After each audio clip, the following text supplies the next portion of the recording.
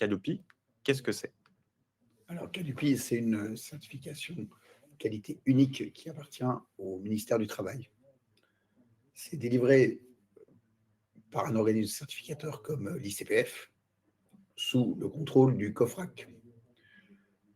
C'est obligatoire si l'organisme souhaite que ses clients puissent bénéficier des financements publics, les OPCO, les régions et France Travail.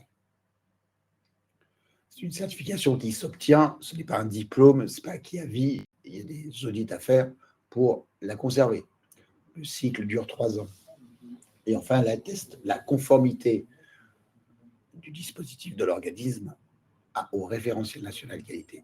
Donc, ce référentiel national qualité est décrit dans un guide de lecture qui est à droite sur l'image, que vous pouvez télécharger sur le site du ministère du Travail, et avec un complément qui est des questions-réponses pour les cas particuliers, qui est lui aussi téléchargeable sur le site du ministère du Travail. Ouais.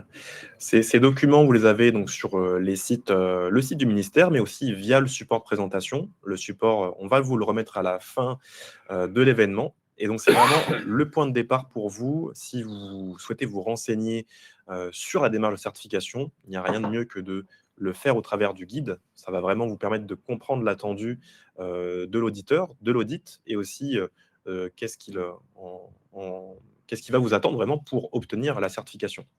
Alors là, je voyais des questions sur Oui. effort versus bénéfice de Franck Martin, et une autre question sur le point de départ. J'hésite à devenir formateur. Calliope, admettons que vous avez envie de conduire une voiture et de vous déplacer en voiture, Calliope, ce serait le passage du permis de conduire. C'est-à-dire que si quelque part, vous n'êtes pas sûr de vouloir conduire une voiture un jour ou de vouloir vous déplacer en voiture, ça peut vous amener à hésiter à passer le permis de conduire. En revanche, il n'y a rien de mieux que d'avoir le permis de conduire pour je dirais, découvrir la conduite et profiter, voir ce que ça permet de faire, voir les bénéfices qu'on peut en tirer. Dans un autre ordre d'idée plus concret, il n'y a pas de cas où un organisme de formation qui réussit, qui a des clients qui se développent, n'a pas Calliope aujourd'hui. Tous les organismes de formation structurés qui réalisent un chiffre d'affaires disposent de la certification Calliope. Ça ne veut pas dire que si vous prenez Calliope, votre activité va forcément fonctionner et vous allez forcément vous épanouir dans la profession, dans le métier de formateur. C'est vraiment c'est une condition nécessaire, mais ce n'est pas une condition sine qua non de réussite dans le monde de la formation. Donc, en revanche, pour maîtriser le métier de la formation, c'est une étape très structurante et qui est, pour le coup, très intéressante. Je pense que ça répond surtout au cas de Antoine et Myriam qui indiquent enfin surtout Antoine, pardon, qui lui est plutôt sur un début d'activité pour devenir formateur. Calliope, c'est vraiment ça qui va vous permettre de structurer l'activité. Donc, on le voit sur cette slide. Calliope, c'est un référentiel qui est structuré en 7 critères et 32 indicateurs. C'est des critères qui vont structurer l'activité de formation. Ça correspond vraiment à un parcours de vos apprenants, du début à la fin de la prestation de formation, comment la prestation se déroule. Et ça va permettre en fait à l'auditeur de s'assurer du niveau de qualité de votre activité. Donc, si vous êtes conforme à ce référentiel, vous avez déjà la garantie que votre activité est réalisée de manière conforme et que pour vous, c'est un cadre structurant pour se développer. Donc, dans le référentiel, au-delà de ces critères indicateurs, vous retrouvez le niveau de maîtrise à atteindre, des réponses d'indicateurs avec des éléments de preuve listés et aussi des exemples de non-conformité que vous pouvez avoir pour structurer votre préparation. Alors, il y avait d'ailleurs la question de Myriam, il me semble, d'Elisabeth, pardon, qui en est à l'étape de la surveillance. Donc, les indicateurs sont les mêmes pour vous. On est bien sur 32 et non 64. Donc là, on fait un webinaire d'ailleurs sur la thématique de la surveillance à la fin du mois. Vous aurez plus d'informations sur ce contenu.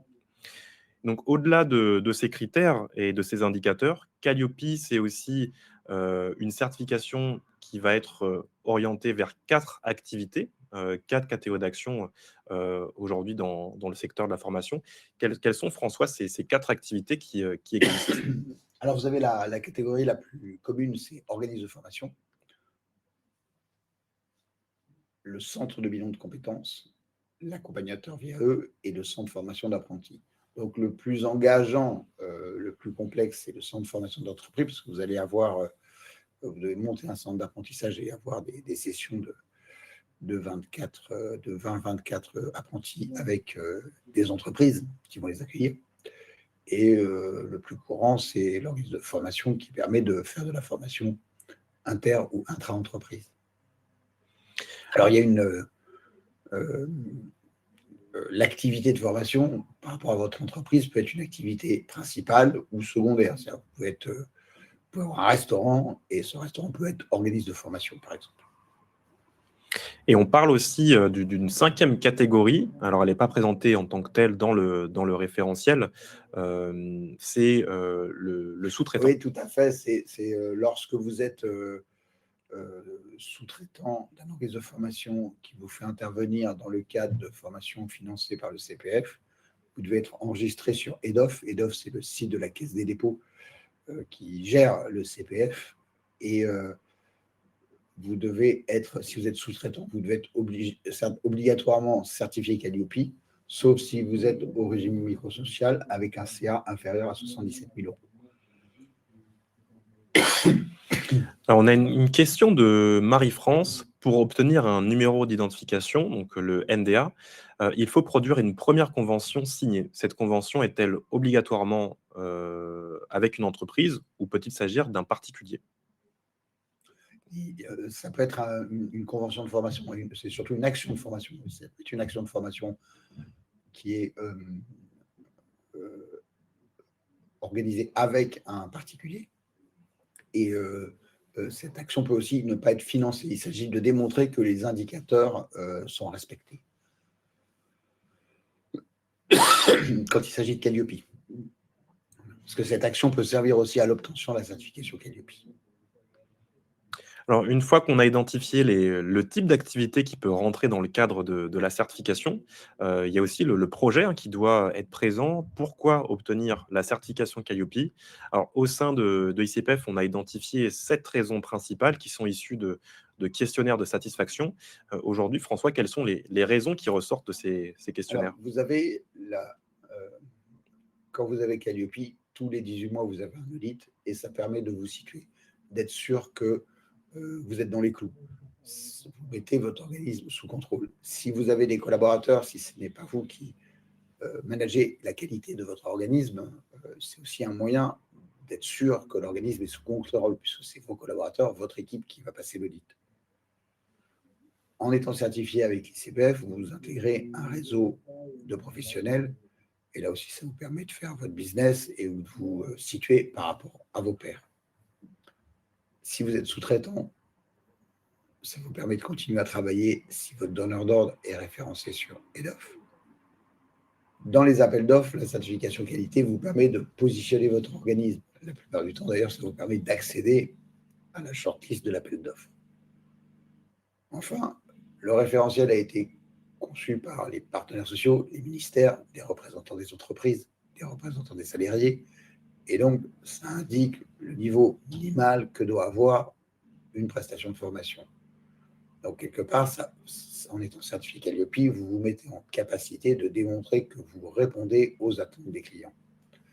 C'est aussi un facteur de référence. Et enfin, ça permet, et c'est dans certains cas le plus important, ça vous permet d'informer vos clients qu'ils peuvent demander et obtenir des financements.